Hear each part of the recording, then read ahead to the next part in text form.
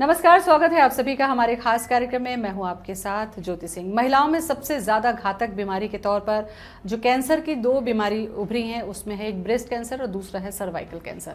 Cervical cancer एक ऐसी बीमारी है, अगर उम्र रहते या समय रहते इसकी वैक्सीन लगवा ली जाए तो इससे बचा जा सकता है, पूरी तरीके से सुरक्षित रखा जा सकता है। सवाल ये उठता है कि इस वैक्सीनेशन के मौजूद होने के बाद भी इसको लेकर अवेयरनेस क्यों नहीं है। अभी हाल ही में ऐसे कुछ वाक़ये सुनने को मिले कि अगर ये वैक्सीनेशन लगा ली गई तो आगे चलकर जो लड़की है जिसे वैक्सीन लगी है उसको बच्चे नहीं होंगे, उसकी शादीशुदा ज़िंदगी में परेशानियां हो जाएंगी। इस तरीके का जो मिथ है वो जानलेवा बीमारी से बचाने वाले वैक्सीनेशन को लेकर एक चुनौती खड़ा कर रहा है, जिसको लेकर सरकार ने भी ये प्रयास किया है कि गवर्नमेंट के वैक्सीनेशन प्रोग्राम में इसको शामिल किया जाए ताकि आने वाले समय में मुफ्त में ये वैक्सीनेशन लगाई जाए और कम से कम सर्वाइकल कैंसर से देश की बच्चियों को, महिलाओं को बचाया जा सके। तो वास्तव में ये सर्वाइकल कैंसर है क्या और ये वैक्सीनेशन किस तरीके से महिलाओं को बचाएगा, इसी पर आज हम महत्वपूर्ण चर्चा करेंगे। हमारे साथ में गायनेकोलॉजिस्ट डॉक्टर अनामिका सिंह हैं। डॉक्टर अनामिका, बहुत बहुत स्वागत है आपका। जो शुरुआत मैंने की डॉक्टर अनामिका, चूँकि आप डॉक्टर भी हैं और जनप्रतिनिधि भी हैं और आपने देखा कि जो खास करके ऐसे क्षेत्र हैं जहाँ पर एजुकेशन बहुत अच्छी नहीं है या बहुत जल्दी दूसरों के बहकावे में आ जाते हैं, भ्रम में आ जाते हैं, इस वैक्सीनेशन को लेकर मैंने भी ये सुना कि लोग इस डर से नहीं लगवा रहे हैं कि उनकी बच्चियां जो है आगे चलकर बच्चों का जन्म नहीं होगा या वो बांझ हो जाएंगी। क्या ऐसी कुछ मिथ देखने सुनने को मिलता है आप लोगों को? जी ज्योति जी, ये बहुत ही कॉमन प्रश्न है और ज़्यादातर जो पेशेंट्स हैं वो बच्चियों को वैक्सीनेट कराने में इसलिए भी डरते हैं, जैसा कि आपने कहा, चाहे एजुकेशन की कमी है या जहाँ पे जानकारी या अवेयरनेस नहीं है, यहाँ जहाँ भ्रम फैलाने के लिए या कुछ धार्मिक और सामाजिक कारणों से भी ये भ्रम फैलाए जाते हैं। तो ये भ्रम मात्र हैं और जो सर्वाइकल कैंसर वैक्सीन या ह्यूमन पेपिलोमा जो वैक्सीन है वो पूरी तरह से सुरक्षित है। और इस वैक्सीन को लगाने से जो सबसे बड़ा भ्रम फैलाया जाता है इनफर्टिलिटी या आगे जाके बच्चियां जो हैं वो गर्भ धारण करने की उनकी क्षमता खत्म हो जाएगी, तो ऐसा कुछ भी नहीं होता है। ये बिल्कुल 100% ऑथेंटिक वैक्सीन है और ये एक ऐसी वैक्सीन है जो आपको एक जानलेवा कैंसर से बचाने के लिए बहुत ही कारगर साबित हुई है अभी तक के। और मुझे लगता है कि इसको जितना हो सके हमको पब्लिक में अवेयरनेस प्रोग्राम्स के जरिए लोगों को जानकारी देके इसके बारे में जागरूक करने की बहुत ज़्यादा आवश्यकता है। तो इस कार्यक्रम के पीछे मकसद भी हमारा यही है कि सर्वाइकल कैंसर को जान लें और इससे बचाव की जो वैक्सीनेशन है इसको जान लें, ताकि ज़्यादा से ज़्यादा लोगों तक माउथ पब्लिसिटी के जरिए ये जागरूकता पहुंचे और माता पिता अपनी बच्चियों को ये वैक्सीनेशन 9 से 14 साल की उम्र, शायद मैं सही कह रही हूँ अनामिका, 9 से 14 वर्ष की उम्र तक अपनी बच्चियों को ये वैक्सीनेशन ज़रूर दें। तो चलिए अब जानते हैं सर्वाइकल कैंसर क्या होता है डॉक्टर अनामिका। देखिए, सर्वाइकल कैंसर यानी कि गर्भाशय की ग्रीवा या गर्भाशय के मुख का कैंसर, ठीक है। तो बहुत लोगों को नाम के कारण भी कई बार कंफ्यूजन होता है। यहाँ तक कि मैंने कई पेशेंट्स को ऐसा सुना है, मतलब उन्होंने मुझसे ही पूछा है कि रीढ़ की हड्डी का कैंसर है तो हमको गायनेकोलॉजिस्ट के पास क्यों आना है। तो मैं इसको बहुत साफ शब्दों में क्लियर करना चाहूंगी कि सर्वाइकल कैंसर का अर्थ होता है गर्भाशय के मुख या गर्भाशय की ग्रीवा का कैंसर। दूसरी चीज, अब ये कैंसर जैसे हमने वैक्सीनेशन से शुरुआत की तो आपने बोला वैक्सीनेशन से ठीक हो जाएगा, तो इस कैंसर में ऐसा क्या स्पेशल है कि वैक्सीनेशन से ठीक हो जाएगा? क्योंकि ये एकमात्र ऐसा कैंसर है जो वायरस के कारण हो रहा है। ह्यूमन पैपिलोमा वायरस, ये वायरस है जिससे इन्फेक्शन होता है और इन्फेक्शन के कई वर्षों के बाद ये कैंसर का रूप लेता है। तो अगर वायरस से हो रहा है तो बिल्कुल इसका वैक्सीन बनाना भी संभव है और वैक्सीनेशन के जरिए इससे बचाव भी संभव है। दूसरी चीज, अब HPV वायरस क्या है? तो HPV वायरस एक साधारण जैसे बाकी वायरसेस होते हैं उसी तरह के वायरस हैं जिसके 200 से ज़्यादा स्ट्रेन हैं और उसमें से कुछ स्ट्रेन ऐसे हैं जो हाई रिस्क स्ट्रेन होते हैं जिनके कारण कैंसर होता है। तो पूरे 200 स्ट्रेन नहीं, लेकिन उनमें से कुछ ऐसे स्ट्रेन हैं जो कैंसर करते हैं। और हर महिला, हर बच्ची अपनी लाइफ के किसी ना किसी फेज में किसी ना किसी समय पे HPV वायरस से इन्फेक्ट होती है। और अगर ये साधारण वायरस होता है तो एक इन्फेक्शन नॉर्मल वायरल इन्फेक्शन की तरह होकर निकल जाता है। और कई केसेस में जहाँ पे बहुत सारे फैक्टर्स होते हैं जैसे इम्यूनिटी लो है या किसी बीमारी के कारण उनका इम्यून सिस्टम खराब हो गया है, लो सोशियो इकोनॉमिक स्टेटस है या और भी कई फैक्टर्स होते हैं जिनके कारण ये आगे जाके कुछ वर्षों के बाद प्री कैंसर और फिर कैंसर स्टेज में कन्वर्ट हो जाता है। जैसा कि आपने कहा कि गर्भाशय के मुख का कैंसर है, तो इसके होने के पीछे कारण क्या है? एक तो वायरस आपने बताया, क्या दूसरे किसी कारण से भी ये कैंसर हो सकता है, जैसे कि बहुत ज़्यादा गर्भपात है या बहुत ज़्यादा प्रसव है, क्या इसके पीछे ये भी मिथ है या सच्चाई है? रिस्क फैक्टर्स जो हैं, अगर मैं इनके रिस्क फैक्टर्स की बात करूं तो जैसा मैंने कि कहा कि इम्यूनिटी, तो प्रेगनेंसी, मल्टीपल प्रेगनेंसी अपने आप इम्यून सिस्टम को डाउन करती हैं। मान लीजिए किसी को हेपेटाइटिस का इन्फेक्शन है या HIV जैसी कोई बीमारी है तो उनकी इम्यूनिटी कम है। जिनके पार्टनर्स मल्टीपल पार्टनर्स होते हैं, मल्टीपल सेक्सुअल पार्टनर्स होते हैं, उनमें ये वायरस होने का एक इन्फेक्शन होने का चांसेस बढ़ जाते हैं। जिनको बहुत यंग एज में प्रेगनेंसी हो जाती है, टीन एज प्रेगनेंसीज, क्योंकि वहाँ पे सेल्स जो होती हैं गर्भाशय के मुख की वो बहुत मेच्योर नहीं होती, तो उस स्टेज में जब इंटरकोर्स होता है और वायरस से एक्सपोजर मिलता है तो उस समय ये इन्फेक्शन होने के चांसेस उन बच्चियों में ये ज़्यादा रहते हैं।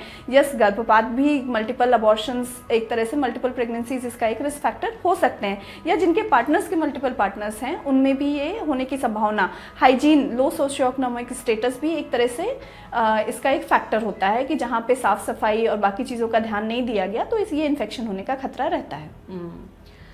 अब ये तो हो गया कि रिस्क किन किन कारणों से ये हो सकता है। अब मान लीजिए किसी महिला को, किसी युवती को सर्वाइकल कैंसर हो चुका है, सिम्टम्स क्या आएंगे, क्या लक्षण होंगे जिससे इसको पहचाना जाए? देखिए, सर्वाइकल कैंसर के जो सिम्टम्स होते हैं ना, बहुत वेग सिम्टम्स होते हैं। कई बार वेजाइनल डिस्चार्ज होगा जो बहुत ज़्यादा स्मेली होगा, जिसको हम फाउल स्मेलिंग डिस्चार्ज, बदबूदार डिस्चार्ज रहेगा। इन बिटवीन ब्लीडिंग्स होती रहेंगी, मेंस्ट्रुअल ब्लीडिंग्स, स्पॉटिंग्स रहती हैं, पोस्ट कॉइटल ब्लीडिंग होती है। तो बहुत ही साधारण से लक्षण होते हैं और कई बार एग्जामिनेशन के दौरान भी अगर हम किसी का सर्वाइकल एग्जामिनेशन कर रहे हैं या वेजाइनल एग्जामिनेशन कर रहे हैं तो सर्विक्स टच करने पे ब्लीड कर रहा है, तो इस तरह के कई सारे सिम्टम्स और कई सारे लक्षण देखने को मिलते हैं। क्या कैंसर को लेकर एक बार ये भी कहा जाता है अनामिका कि ये अक्सर 3rd या 4th स्टेज में अपने आप को प्रेजेंट करता है, क्योंकि ये गर्भाशय के मुख का कैंसर है। क्या ये अपने आप को फर्स्ट स्टेज में अगर हम अवेयर हैं तो क्या ये पहले या दूसरे स्टेज में हम पकड़ सकते हैं? लक्षण को लेकर जो जागरूकता है वो कितनी ज़रूरी है? देखिए ज्योति जी, पहली चीज़ तो मैं ये बोलूँगी, एकमात्र ऐसा कैंसर है जिसको आप स्क्रीन कर सकते हैं और इससे बच सकते हैं। कैंसर होने से पहले ही हम, कैंसर के लक्षण आने से पहले ही हम उसको पकड़ सकते हैं और उसके आगे कैंसर में कन्वर्ट होने से पहले उसको रोका जा सकता है। प्रिवेंशन, स्क्रीनिंग, तो ये जो एक सबसे महत्वपूर्ण चीज़ है जो मैं आपके माध्यम से दर्शकों को बताना चाहती हूँ कि सबसे पहली चीज़ जो एक साधारण सा टेस्ट होता है, पैप स्मीयर टेस्ट, या एक और टेस्ट होता है जिसको हम लिक्विड बेस्ड साइटोलॉजी टेस्ट बोलते हैं, जिसके साथ हम HPV DNA को भी टेस्ट करते हैं। तो ये दोनों टेस्ट एक ऐसे टेस्ट हैं जिनके ज़रिए आपको इन्फेक्शन है या नहीं, आप प्री कैंसर स्टेज में हैं, आप कैंसर स्टेज में हैं, सारी जानकारी ली जा सकती है। दूसरी चीज़, ये जो टेस्ट होते हैं ये बहुत ही साधारण से टेस्ट हैं जो नॉर्मल आपके गायनेकोलॉजिस्ट के OPD में हो सकते हैं। इसमें किसी तरह के एनेस्थीसिया की ज़रूरत नहीं होती, बिल्कुल पेन फ्री टेस्ट है और बहुत ही सस्ते रेट में उपलब्ध हैं। तो मुझे आपके माध्यम से, मैं यहाँ सुन रही सारी महिलाओं को एक बात बोलना चाहूँगी कि जब भी आप जाएँ अपने गायनेकोलॉजिस्ट के पास तो उनसे पैप स्मीयर टेस्ट या HPV DNA with LBC test करने की डिमांड कीजिए। आप उनको बताइए कि मेरा ये टेस्ट नहीं हुआ है, और अगर आप पैप स्मीयर कराती हैं तो आपको हर 3 साल में एक बार कराना है, आप LBC विथ HPV DNA कराती हैं तो आपको हर 5 साल में एक बार कराना है, और आप उस पीरियड में निश्चिंत रह सकती है कि आपको ऐसा कुछ दिक्कत नहीं है अगर आपकी रिपोर्ट नॉर्मल आती है तो। अच्छा, स्क्रीनिंग के दौरान अगर अनामिका ये पता चल रहा है कि प्री स्टेज है या कैंसर हो चुका है तो इसके इलाज की कितनी संभावना है? क्योंकि कैंसर एक ऐसी बीमारी है जिसको सुनकर महिलाएं क्या सभी डरते हैं और कई बार ये होता है कि डर की वजह से भी वो डॉक्टर के पास नहीं पहुंचते हैं, तो इस पर थोड़ा सा आप गाइड करिए। देखिए, अगर मान लीजिए हमने स्क्रीनिंग की और किसी को CIN मतलब कैंसर से जो प्री स्टेज है वो उसमें आती हैं तो बिल्कुल इसका इलाज संभव है। कई जगहों पे छोटी छोटी जो सर्जरीज होती हैं उनके माध्यम से आगे कैंसर को फैलने से रोका जा सकता है। अगर ये कैंसर फर्स्ट स्टेज में पकड़ा गया है तब भी सर्जरी पॉसिबल है और लाइफ एक्सपेक्टेंसी बहुत अच्छी है। लेकिन अगर ये एडवांस स्टेज में हमको इसका जानकारी मिलती है, और ये आप विश्वास कीजिए कि उस एडवांस स्टेज तक पहुंचने के लिए बहुत सारे लक्षण ऐसे होंगे जिनको उस महिला ने इग्नोर किया होगा, तब जाके वो उस स्टेज में पकड़ में आ रहा है। तो उस तरह की अगर किसी स्टेज में ये कैंसर पकड़ में आता है तो उस समय कीमोथेरेपी, रेडिएशन, सर्जरी, तो डिपेंडिंग ऑन द स्टेज इसके ट्रीटमेंट ऑप्शन भी अवेलेबल है, और जितना जल्दी उपचार होगा, जितनी जल्दी चीजें पकड़ में आएंगी उतनी अच्छी लाइफ एक्सपेक्टेंसी रहती है।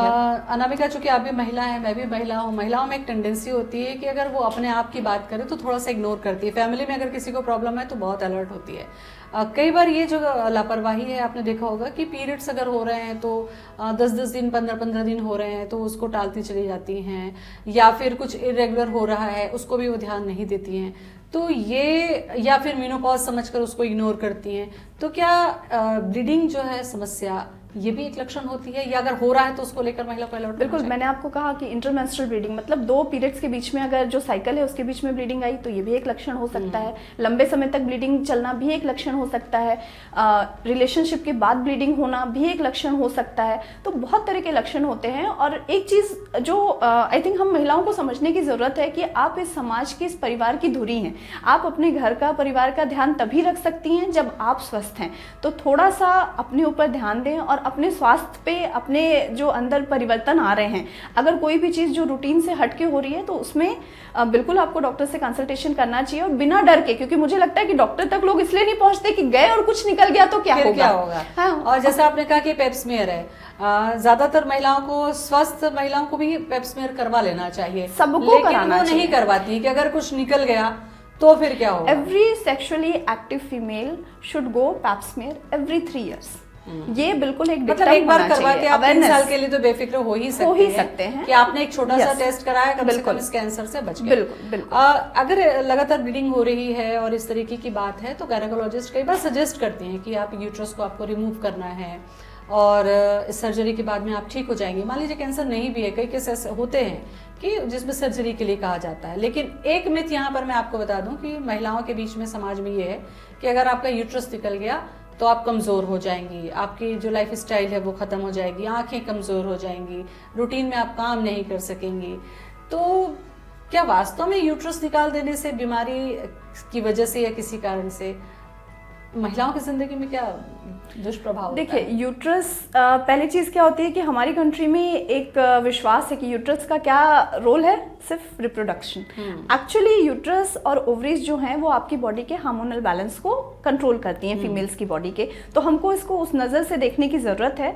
दूसरी चीज़ कि अगर किसी बीमारी की वजह से, आपकी डॉक्टर बिना वजह कभी आपको यूट्रस निकालने की सलाह नहीं देगी, क्योंकि आज के समय ट्रीटमेंट इतना एडवांस हो चुका है, पिल्स, चाहे मरीना, चाहे इंजेक्शंस, बहुत सारे ऐसे ऑप्शन है कि जिनसे हम यूट्रस की जो पहले सर्जरीज होती थी जिसमें हर छोटी चीज़ में यूट्रस निकालने की ज़रूरत पड़ती थी, अब उसको अवॉइड किया जा सकता है। लोग कर रहे हैं ऐसा एडवांस टेक्नोलॉजी का यूज़ करके। तो बिल्कुल अगर आपको फिर भी सलाह दी गई है तो बिल्कुल आपको उसमें उनकी सलाह को मानते हुए आगे डिसीजन लेना चाहिए। और जैसे मेनोपॉज होता है, मेनोपॉज के बाद हमारी बॉडी में कुछ हार्मोनल परिवर्तन होते हैं, तो बिल्कुल हिस्टेक्टमी मतलब यूट्रस निकालने की सर्जरी के बाद भी कुछ हार्मोनल परिवर्तन होंगे। बट सिर्फ यूट्रस निकाल देने से, अगर आपकी ओवरीज नहीं निकाली गई हैं, सिर्फ यूट्रस निकाला गया है, तो वो परिवर्तन इतने ज़्यादा नहीं होंगे कि आपकी डे टू डे लाइफ में प्रॉब्लम्स आएँ। और उस अगर मान लीजिए कोई आपको हार्मोनल इम्बैलेंस के कारण हॉट फ्लैशेस आ रहे हैं, आपको चिड़चिड़ापन आ रहा है, कुछ सिम्टम्स दिखाई दे रहे हैं, तो उसके लिए भी ऑप्शंस अवेलेबल हैं। लेकिन सिर्फ इस वजह से सर्जरी अवॉइड करना कोई समझदारी नहीं है।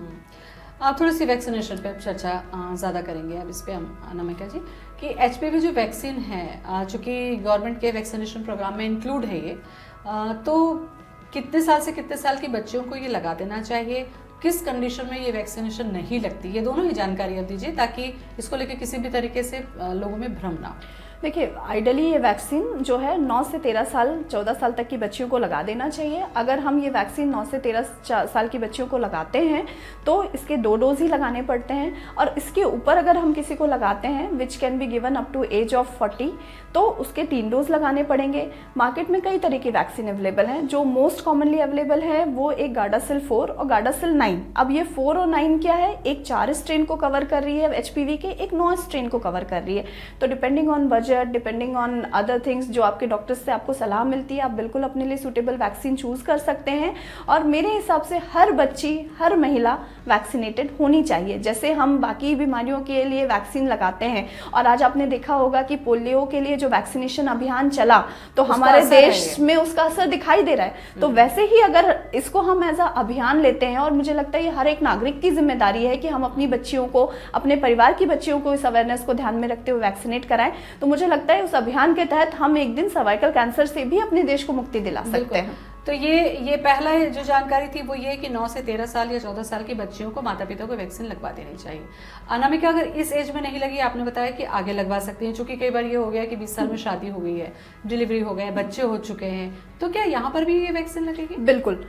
इवन अगर आपका पैप्समियर या HPV DNA टेस्ट हुआ है और उसमें पॉजिटिव भी आया है तो भी आपको ये वैक्सीन लगवानी चाहिए। जैसा कि मैंने कहा कि कई स्ट्रेन होते हैं तो ये बाकी स्ट्रेन से उसको प्रोटेक्ट जरूर करेगी। दूसरा, सिर्फ सर्वाइकल कैंसर ही नहीं, ये वैक्सीन जेनिटल वर्ड्स जो मस्से होते हैं जो उस एरिया में आते हैं उससे भी प्रोटेक्शन देती है, थ्रोट कैंसर से भी प्रोटेक्शन देती है। इन मेल्स कई देश हैं जहाँ पे लड़कों को भी इसका वैक्सीनेशन किया जाता है तो उसमें पिनाइल कैंसर से प्रोटेक्शन देती है।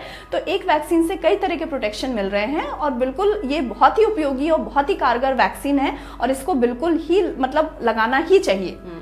कोरोना वैक्सीनेशन को लेकर जैसे लोगों ने बहुत अभी भ्रांति फैलाई कि जिसको कोरोना वैक्सीन लगी उसको हार्ट अटैक आ रहे हैं, यंग एज में डेथ हो जा रही है, ऐसी बहुत सारी चीज़ें, चूँकि कोई भी वैक्सीन बिना रिसर्च के मार्केट में नहीं आती है। तो क्या इस वैक्सीन HPV वैक्सीन को लगाने के बाद में किसी तरीके का कोई सिम्टम आता है, जैसे फीवर आ रहा है या कुछ इस तरीके की चीजें होती है जिसको लेके लोग डरे ना? देखिए, फ्लू लाइक सिम्टम्स हो सकते हैं। जैसे हम फ्लू वैक्सीन लगाते हैं तो उसके बाद हल्की फुल्की सर्दी जुकाम, हल्का सा फीवर आना एक साधारण सी बात है। वैसे ही कुछ लोगों में इसके कारण हल्का फुल्का सर्दी जुकाम हो सकता है, फीवर आ सकता है, इंजेक्शन की जगह पे पेन हो सकता है।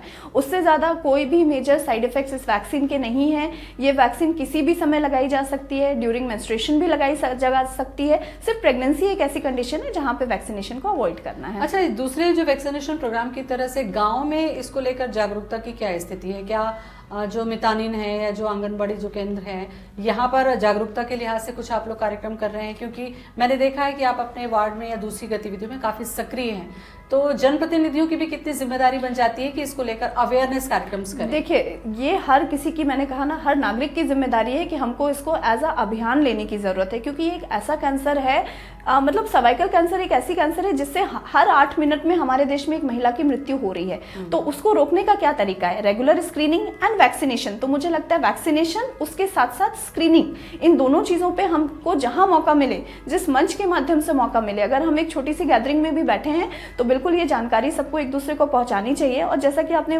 बात की कि सरकार की तरफ से, तो सरकार मितानियों को ट्रेन कर रही है, कई जगह ट्रेनिंग प्रोग्राम्स चलाए जा रहे हैं, कई जगहों पे वैक्सीनेशन अभियान शुरू भी हो चुका है। मैं आपको अपने वार्ड का एक छोटा सा इंसिडेंट बताना चाहूँगी कि अभी मेरी वार्ड की एक मितानी दीदी ने मुझसे संपर्क किया कि मैडम हमको अपने वार्ड में सर्वाइकल कैंसर वैक्सीन देनी है, लेकिन जो बस्ती वाले एरिया है वहाँ पे सारी जो माताएं हैं वो इस बात को लेकर चिंतित हैं कि अगर हमने वैक्सीन लगाया तो आगे बच्चे की रिप्रोडक्शन पे असर पड़ेगा, तो वो उस चीज़ को लगाने के लिए तैयार नहीं है। तो जो हमने सोचा है उसके लिए एक सॉल्यूशन कि हम सभी को बुलाएंगे, उनसे एक संवाद स्थापित करेंगे और उनको इस बारे में जागरूकता और जानकारी देंगे। तो मुझे लगता है ये सारी चीज़ें हर जगह होनी चाहिए और जिसको भी इस विषय में नॉलेज है उसके लिए आपको डॉक्टर होने की जरूरत नहीं है, बट अगर आपको जानकारी है तो वो जानकारी आपको पब्लिक को देनी चाहिए और अवेयरनेस फैलानी चाहिए।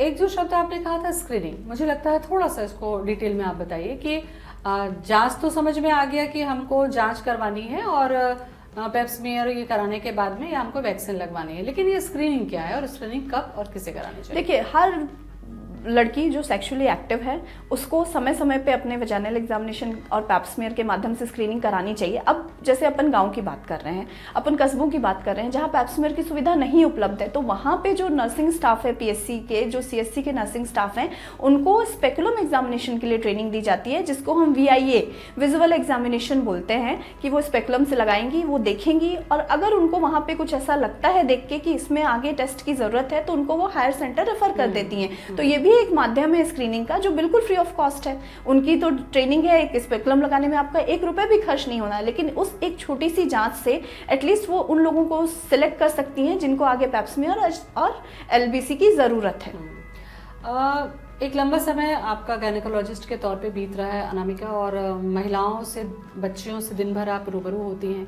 कोई ऐसा वाकया जो आपको लगता है कि एज ए डॉक्टर आप कोई जानकारी दूसरों को दे दी होती तो शायद ये बच गए होती, या बड़ा अफसोस कोई ऐसा घटना आपको याद है, या बहुत खुशी की ऐसी घटना याद है कि इस वैक्सीन से इस बच्चे की जान बच गई? कोई ऐसा वाकया जो आप बताना, शेयर करना चाहें? देखिए, वैक्सीन तो मैं नहीं कहूँगी, बट कई बार ऐसा होता है कि हमारे पास पेशेंट किसी प्रॉब्लम को लेके आते हैं, स्पेशली प्रेगनेंसी रिलेटेड मेरे पास बहुत हाई रिस्क प्रेगनेंसी केसेस आते हैं। तो उसमें कई बार मुझे देख के लगता है कि कई बार दुख भी होता है कि क्योंकि हर कोई एक बहुत अच्छा हॉस्पिटल मेडिकल सिस्टम अफोर्ड नहीं कर पाता, और जो गांव हैं दूर दराज, क्योंकि मैंने कई सालों तक पेरिफेरी में भी काम किया, रायपुर के आसपास के गाँव में काम किया है, तो वहाँ पे जब हम जाते थे, कई पेशेंट्स का बीपी बहुत हाई है, उनको जानकारी नहीं कि वो हाई बीपी की पेशेंट हैं। कई पेशेंट हमारे हॉस्पिटल तक पहुँचती थी जिनको 2 से 3 बार झटके आ गए, कई पेशेंट बेहोशी की स्थिति में पहुँचती थी। तो आज के समय में उनकी ऐसी स्थिति देख के, जब इतने सारे टेस्ट अवेलेबल हैं हर जगह, मतलब सब कुछ आंगनबाड़ी वर्कर उपलब्ध है, सिर्फ जागरूकता की कमी और कई बार जो अवेयरनेस फैला रही हैं उनकी डेडिकेशन की कमी के कारण, या वो उन्होंने उस चीज़ को सही समय पे सही जगह तक पहुंचाना ज़रूरी नहीं समझा, उसकी कमी के कारण कई माताएं अभी भी जान खो रही हैं। और हर जो मैटरनल डेथ है वो मुझे लगता है कि कहीं ना कहीं हर गायनेकोलॉजिस्ट को एक तकलीफ देके जाती है कि जस्ट बिकॉज उस लेडी ने ये चूज किया कि मैं माँ बनना चाहती हूँ, आज उसने अपनी जान खो दी। तो ये कभी भी डेथ की एक वजह नहीं होनी चाहिए। बिल्कुल। तो काफ़ी अहम चर्चा मुझे लगता है आज हमने की सर्वाइकल कैंसर को लेकर, और कोशिश हमारी भी यही है कि मीडिया के तौर पर ज़्यादा से ज़्यादा जानकारी लोगों तक पहुंचाएं कि कैंसर से बचाव के लिए एटलीस्ट जो वैक्सीन मौजूद है उसको लगाकर अपनी बच्चियों की ज़िंदगी बचाई जा सकती है, क्योंकि बच्चियों की ज़िंदगी ऐसी ही आसान नहीं होती। कम से कम बीमारियों से बचाने के लिए जो वैक्सीन बनी हुई है वो लगा के तो हम कम से कम उन्हें सुरक्षित करें। बहुत बहुत शुक्रिया डॉक्टर अनामिका आपका। धन्यवाद। नमस्कार।